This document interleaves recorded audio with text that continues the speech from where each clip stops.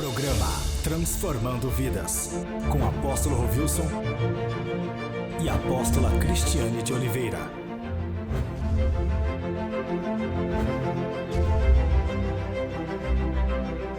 Glória a Deus. A você que nos acompanha pela TV Pós, que Deus esteja te alcançando, te dando paz, te dando salvação acima de tudo, né? Porque salvação é só através de Cristo Jesus, amado.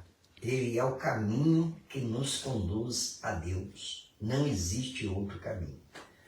Tá bom? Então o apóstolo vai estar cumprimentando vocês e vai estar orando também em nome de Jesus.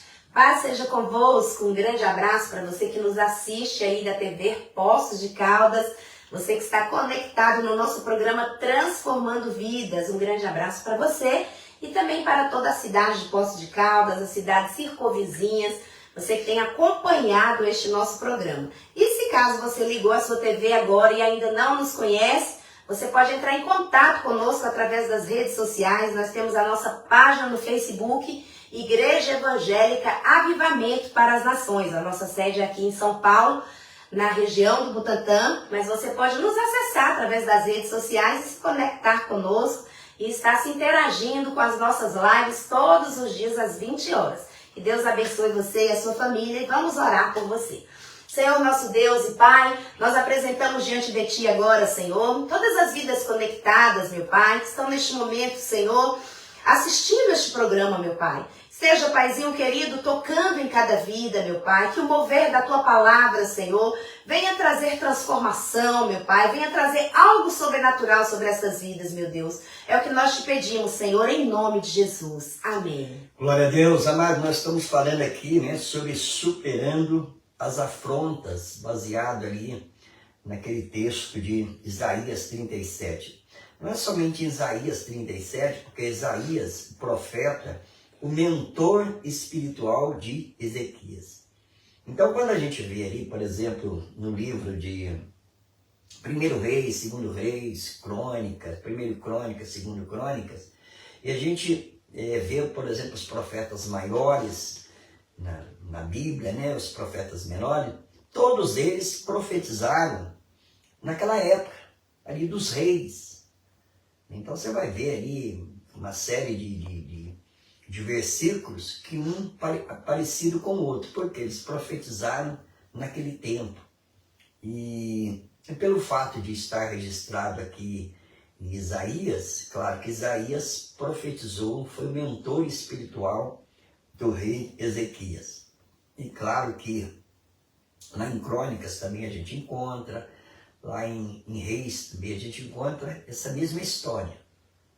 Então, às vezes, por exemplo, lá em Crônicas, se você é um pouquinho mais resumido, aqui em Isaías é um pouco mais detalhado, então tudo isso aí enriquece o nosso conhecimento da palavra de Deus, tá bom?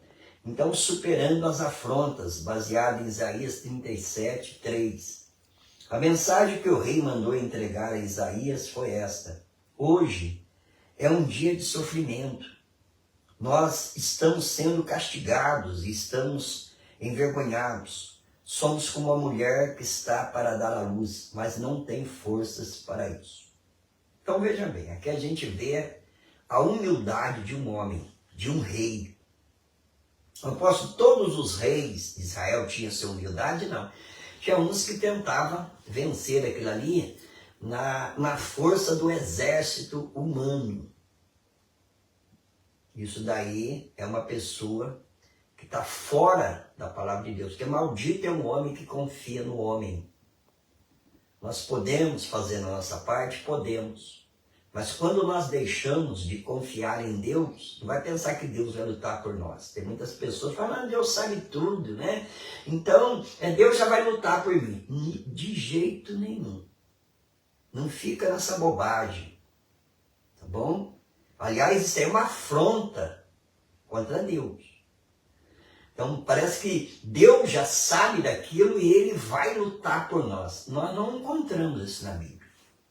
E nós estamos diante de um texto que, né, claro que não é só esse texto, você vai ver em quase todas as passagens da palavra, quando a humildade, quando eu reconheço a minha fragilidade,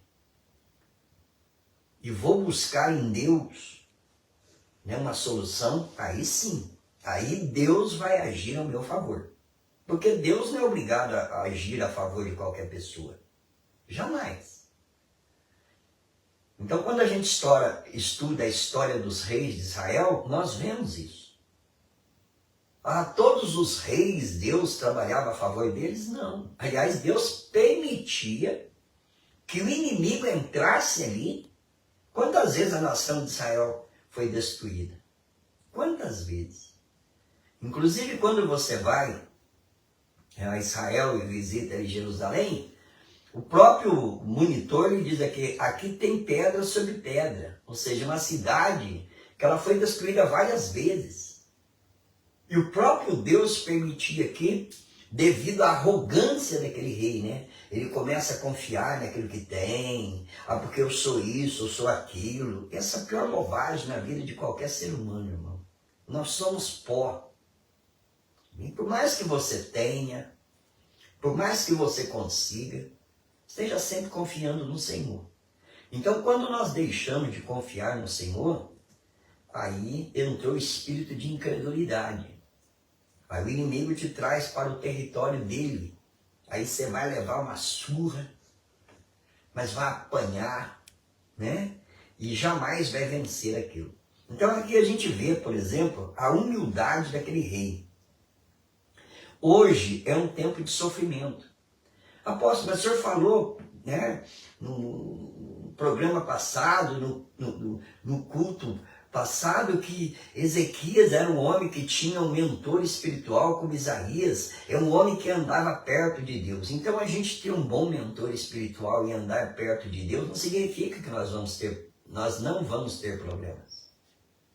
No mundo tereis aflições. Nós vamos ter aflições. Agora, como que nós vamos reagir diante daquelas aflições? Aí que mostra quem é servo de Deus e quem não é. Não, agora eu não vou ter problema mais. Você está diante de um mentiroso. De uma pessoa que, né, o diabo está usando. Nós vamos ter problemas. Enquanto nós estivermos aqui na terra, nós vamos ter problemas. Claro que quanto mais nós nos preparamos, você vê, por que Deus deu vitória aqui a Ezequias diante de um exército poderosíssimo, que humanamente falando era impossível de vencer? Por que Deus deu? Porque ele teve atitudes corretas. Então nós vimos que ele, por exemplo, ele foi um rei que mais se apegou com Deus, que mais esteve perto de Deus. Ele tinha um mentor espiritual. E terceiro, uma pessoa humilde. Então vamos ver alguma coisa hoje sobre a intimidação, né, do rei Senaqueribe.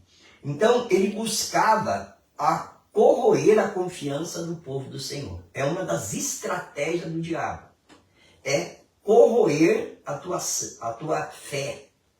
Então, se ele puder atacar a tua vida, seja a tua vida individual, ou se você é um líder, atacar e começar a atacar aquelas pessoas, corroendo a fé daquelas pessoas, ele vai fazer. Ou corroer uma igreja, né? Ele entra, apóstolo, mas o diabo não tem. Tem. Nós vemos aqui, ué. Que é uma estratégia do diabo, usando um homem para tentar corroer a confiança, a fé do povo de Deus. Então o que acontece? Ele manda lá um emissário, né, um emissário do rei Senaqueribe, de uma forma humilhante, motivou o povo a desacreditar em Deus.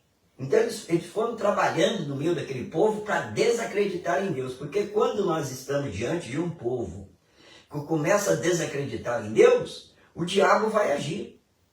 Porque aquele povo não vai orar, não vai jejuar, vai deixar de confiar em Deus. É isso que o diabo quer. Que nós deixamos de confiar em Deus, que nós deixamos de orar e que nós deixamos de jejuar. Para ele atacar a nossa vida, atacar a nossa família. Mesmo que você está aí na tua casa sozinho. Depois que você aceita Jesus, nunca ache que está sozinho. Pega as armas poderosas, oração e jejum. Né? O apóstolo, mas não é confiança? Quem no jejum e não ora, não confia em Deus. Então está confiando na força do homem, está confiando na sua capacidade, pode ter certeza absoluta que o inimigo vai vencer. Como que nós podemos saber, né, diante de uma situação, de uma afronta, de uma intimidação do inimigo, seja lá o que for, aonde você estiver passando essa intimidação, como que nós podemos saber que aquela pessoa vai vencer? Porque ele está confiando em Deus, ele está usando a oração, o jejum, e confiando, buscando. Agora, quando a pessoa deixa de fazer isso, pode ter certeza que ela não está confiando no Senhor. É simplesmente um sentimento. Então, vamos ver o que vai dar. Né? Vamos estar levando aí, né? Vamos ver o que vai dar certo. Pode ter certeza que não vai dar certo, vai dar errado. Bom, porque quando nós andamos para esse lado, nós estamos, na realidade, afrontando a Deus. É isso que o inimigo mais quer. Porque o inimigo sabe muito bem, né? Inclusive, nós vimos a semana passada que ele foi querubim da guarda, ele já viveu no terceiro céu, ele sabe muito bem o que tem, como que Deus, ele é milenar. Então ele sabe que a oração, ele sabe que o jejum nos leva a confiar em Deus mais e mais. Então quando nós deixamos isso, e nós, né, levamos aí para a fatalidade, seja lá o que Deus quiser, né? Quer dizer, Deus já não entra nessa bobagem. Isso é uma fatalidade de gente hipócrita e medíocre. Gente simplesmente tem ali uma religiosidade que não leva a nada. Então tomemos cuidado. Então ele tenta humilhar, né? Isso nos leva a lembrar que, de certa forma, todos passamos por situações difíceis em nossa vida. Todos nós passamos. Eu não sei qual é a tua situação, o momento difícil a qual você está passando, né? É outra coisa que o inimigo também trabalha. Parece que o problema é só você que tem. Ninguém mais tem problema. É só você. É uma forma do diabo também te aprisionar. Só você que passa por isso, ninguém mais tem problema. Às vezes é um probleminha de nada. Mas o inimigo te acorrenta, achando que só você está passando por aquilo. Então, já podemos ver que aquela pessoa está longe da fé, longe de Deus, e isso é um perigo muito grande. Então, o desafio, né? Quer dizer, ali a intimidação, levar aquele povo a desacreditar em Deus. Nós lemos ontem aquilo que foi falado ali, por exemplo, em Reis, agora nós vamos ler quase o mesmo texto aqui em Isaías. Então, Isaías 36, do versículo 20, 21 e 22. De todos os deuses de todas as nações, qual deles foi capaz de impedir que eu conquistasse a terra? Como então vocês pensam que o Senhor poderá livrar Jerusalém das minhas mãos? Então, ele compara os deuses criados pelos homens com o Deus criador de todas as coisas. É uma forma do inimigo também trabalhar na mente das pessoas. Então, comparar, por exemplo, um Deus criado pelo homem. Porque os deuses que tem aí são criados pelos homens. Você pode ver que cada nação criou, né, o seu Deus aí. Agora, Deus é o criador de todas as coisas. Então, ele compara, né, ele diz, espera aí, nenhum Deus de outras nações conseguiu salvar, porque eles já tinham entrado em várias nações e tinham conquistado. Estava passando ali como um rolo compressor. Aonde eles passavam, destruía tudo. E o próximo país ali seria Israel. Então era um exército poderosíssimo. Ele diz, olha, os deuses dessas nações, eles não puderam. Como que você agora, nesse Deus de vocês, vai nos livrar? Só que agora ele mexeu com Deus vivo. É a mesma coisa. Antes as pessoas te afrontavam, te intimidavam, né? Só que agora você serve um Deus vivo. Então, quando nós recebemos uma afronta, e principalmente as pessoas estão afrontando o Deus que nós servimos, pode ter certeza que aquilo ali não vai terminar bem para a vida daquela pessoa. A não ser que se converta, né? Peça perdão dos seus pecados e se converta. Porque agora está afrontando Deus. O apóstolo, mas Deus não é Deus de amor? Então mexe com ele. Começa a afrontar a Deus. Começa. Tá bom? Que aí entra a justiça dele. Horrenda coisa é cair na mão de um Deus vivo. Tá? Não mexa com Deus. Meu conselho é fique cada vez mais perto dele. Procure aproximar do Senhor cada vez mais. Bom? Cada vez mais. Então, essa intimidação, né? Mas o povo ficou em silêncio. Porque o rei Ezequias havia dito, não respondam ao comandante do rei da Síria. Então você vê que o povo ali também era obediente àquele rei. Eles não ficaram ali questionando, murmurando, reclamando, praguejando. E nós podemos ver que é um povo alicerçado, um povo comprometido. Porque não era simplesmente o rei que precisava de um livramento. Todo aquele povo precisava de um livramento. Então, quando nós estamos diante de uma igreja onde as pessoas verdadeiramente estão ali com compromisso, né, obedecem, agora é hora de silêncio. E tem hora que, como o silêncio é bom, né? Como o silêncio é bom. Quer dizer, eu vou ficar mexendo com o inimigo do outro lado, cutucando o inimigo. Tem hora que não é hora de ficar cutucando o inimigo, não, hein? Você está dando munição a ele. Ficar cutucando o inimigo, cutucando o inimigo, cutucando o inimigo. Então, Ezequias tinha falado àquele povo. Olha bem, aqui está no versículo, é do 20 a 21. Mas o povo ficou em silêncio porque o rei Ezequias havia dito, não responda ao comandante do rei da Síria. Então, Deus, quando nós vamos pela palavra do Senhor, Deus vai dando orientação, sabedoria.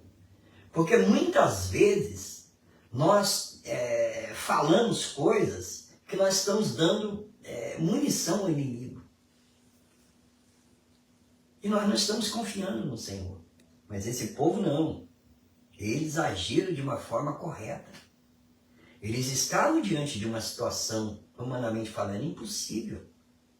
Para reverter aquilo, somente Deus. Então vamos lá. Mas Eliaquim, filho de Ilquias, o administrador do palácio, Sebina, o secretário do rei, Joá, filho de Asaf, que escrevia a história do reino, triste e desesperado, rasgaram as suas roupas, voltaram ao palácio e contaram a Ezequias tudo que o comandante havia dito. Então por que eles rasgavam as suas roupas e colocavam aquelas vestimentas de saco? Era um sinal de humildade, é um sinal que ele estava mostrando, olha, nós não podemos fazer nada. Vamos nos humilhar diante de Deus. Apóstolo, como que nós podemos fazer isso hoje? Nós vamos rasgar as nossas roupas? Não, é o jejum. Então, quando nós estamos em jejum, mas o que é jejum? A gente deixar de tomar café da manhã e decidir. Não, o jejum ele tem um significado muito grande para quem o faz de uma forma correta. O jejum, eu estou dizendo, Senhor, eu estou diante dessas dificuldades, eu estou diante desses problemas, eu não consigo resolver esses problemas humanamente falando. Não há possibilidade. Porque senão o jejum simplesmente se torna uma regra. Né? Ah, essa semana é semana de jejum, né? Eu vou jejuar. Para quê? Eu também não sei, porque o apóstolo mandou. Você está diante de um hipócrita. Primeiro que Deus não recebe aquilo ali. Tá? Deus não recebe. Você vai jejuar. Talvez vai ser alguma coisa benéfica para o teu organismo. Vai dar um tempo, né? Sei lá, de 12 horas para o teu organismo. Só. Mais nada. Agora, quando nós entendemos que diante de situações difíceis, e cada um de nós passamos por situações difíceis, nós estamos aqui na terra ainda. E o jejum significa, Senhor, eu não consigo resolver isso aí, Senhor. Não tem como não tinha como eles resolverem aquilo. Ou Deus iria interferir ali, ou eles iriam todos morrerem. todos. E para que serve o jejum? Só para eu dizer, olha, eu estou jejuando, que eu sou melhor que você, tá? Olha, eu sou uma pessoa espiritual. Isso é coisa de hipócrita. De hipócrita. Deus não aceita isso. Jejum é uma atitude de se humilhar diante de Deus. Reconhecer que só Ele poderá resolver aquilo. A partir do momento que você começar a fazer jejum com esse propósito, você vai ver que Deus vai dar livramento em todas as situações. Agora, quando eu estou simplesmente cumprindo um ritual religioso de jejum, sei lá, né? Passar fome, ficar algumas horas sem comer, só isso, mais nada. Mas eles, né, voltaram, né, e falaram ao rei tudo o que tinha acontecido. Qual a atitude do rei? Então, Ezequias agiu da mesma forma que todo verdadeiro servo de Deus age. Diante de uma situação difícil, aonde eu vou? Então, Isaías 37:1. Quando o rei Ezequias ouviu o que havia acontecido, rasgou as suas roupas. Ou seja, falou, olha, eu não posso fazer. Sinal de humilhação. Se humilhou diante de Deus. Não se humilhou diante do homem. Ele se humilhou diante de Deus. Quem não se humilha diante de Deus, se humilha diante dos homens, que fica pedindo favor, pedindo isso, pedindo aquilo, fazendo trocas, né? As coisas malignas, de conversa fiada, de mentira. Porque essa pessoa não se humilha diante de Deus. Porque Deus exalta aqueles que se humilham diante dele. Então o rei, né, poderia dizer, não, eu sou o rei. Nós vamos vencer. Nós temos um exército também. Não. Ele se humilha diante de Deus. Né? Então ele rasga suas vestes, cobriu-se de pano de saco, em sinal de tristeza e sofrimento, e foi ao templo do Senhor. Ele foi buscar socorro do Senhor. Ele foi ao templo, lá, buscar socorro do Senhor. Então, quando nós agimos de forma correta, pode ter certeza que Deus vai dar livramento. Agora, quando nós agimos de forma arrogante, achando que nós vamos vencer, que nós agora somos isso, que nós somos aquilo, pode ter certeza que você vai se humilhar diante do homem. Vai se humilhar diante do seu patrão, vai se humilhar diante, sei lá, das pessoas que você convive. Então, quando nós aprendemos a humilhar-nos diante de Deus, pode ter certeza que Ele vai nos exaltar. Né? Então, diante dessas controvérsias, né, de argumentos racionais que aquele homem, né, aquele mensageiro de Senaqueribe veio ali, trazendo aquelas coisas racionais. Né? Então, quando nós levamos para o lado racional, nós deixamos de viver o sobrenatural. Aí entra o medo, aí entra a angústia, aí entra a ansiedade, aí entra a incredulidade e o diabo toma conta da pessoa. E pode preparar para situações trágicas da vida. Mas aconteceu o contrário.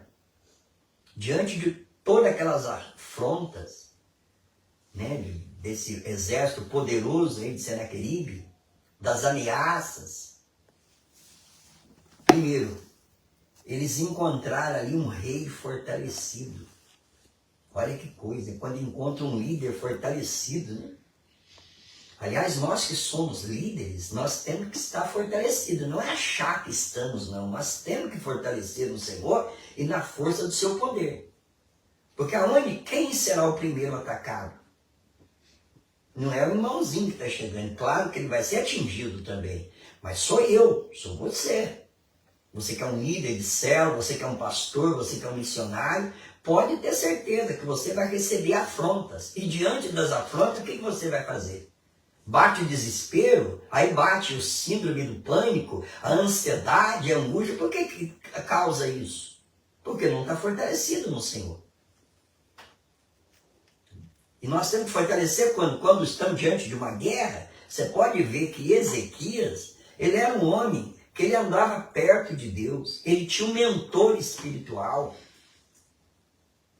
Então agora, por exemplo, eles não encontram um rei fraco, um rei desanimado, um rei que se vendia, eles encontram um rei fortalecido, né? Não era um rei qualquer. O seu povo também não era um povo qualquer, não é aquele povo que vai na conversa, né? Tá falando lá que nós vamos morrer, diz que lá é melhor, vamos para lá que lá é melhor, nós estamos oferecendo coisas melhores para nós. Não, um povo fortalecido que sabia o que queria. É? Então, diante disso, claro que não servia um Deus qualquer. Então, quanto mais nós preparamos aquele povo, quanto mais nós preparamos aquela célula, para não ser só contagem, né? Contar o gado, preparamos aquela célula, pode ter certeza que vai vir afronta, vai vir perseguição para tentar desestabilizar a tua célula e também a igreja, mas vai encontrar ali um pastor forte, um apóstolo fortalecido, um povo fortalecido e sabendo qual Deus ele serve. O problema é que quando chega, muitas vezes encontra ali um líder fraco, né? Um líder que qualquer coisinha, porque agora não sei o que lá, e blá blá blá, né? Aí vai pro lado do homem, vai pro lado daquilo que é racional, deixa de acreditar no sobrenatural e fazem aliança com pessoas perversas. Porque Ezequias, ele não aceitou ficar ali sendo subordinado ao rei da Síria. Ele falou, basta. E ele toma uma posição. Então, o inimigo, ele gosta de encontrar um líder fraco, aquele líder desanimado, é um povo fraco, desanimado, aí ele entra, aí ele faz aquilo que ele quer. Porque um líder desanimado e um povo fraco, eles nem sabem o Deus a qual está servindo. Aí vai para o lado do homem, daquilo que é racional. Aí já era, né? Como que Deus vai liberar o sobrenatural? Não tem como. Você está achando que Deus, no mundo espiritual, vai ser liberado os milagres, vai ser liberado as transformações, assim, de uma forma qualquer? Aí eu vou esperar. Vamos ver se vai dar certo. Não vai dar certo, não. Vai dar errado. Só dá certo para aqueles que confiam, para aqueles que buscam. Porque Deus é justo. Amém? Então deixa essa palavra contigo, meu amado. O que você quer para a tua vida? Um final trágico? Continua nessa vidinha tua. Tá bom? Engana. Na hora de oração você não ora não. Você mas Deus sabe todas as coisas, eu não tenho tempo para orar. Quem não tem tempo para orar, vai ter tempo para passar a vida na desgraça. No sofrimento, dentro de hospital, porta de cadeia, de delegacia, de hospício, porque não tem tempo.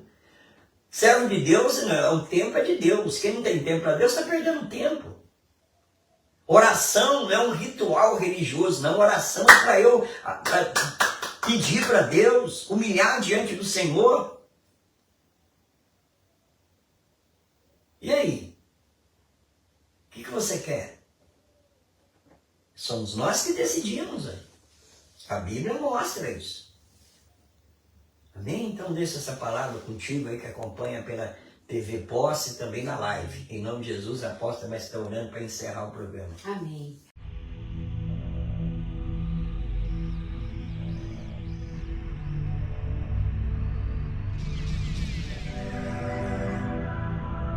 Momento de oração com a apóstola Cristiane de Oliveira. Pai, em nome de Jesus, Senhor. Leva, Paizinho querido, a presença do Teu Espírito Santo, meu Pai, junto a esses corações, meu Pai.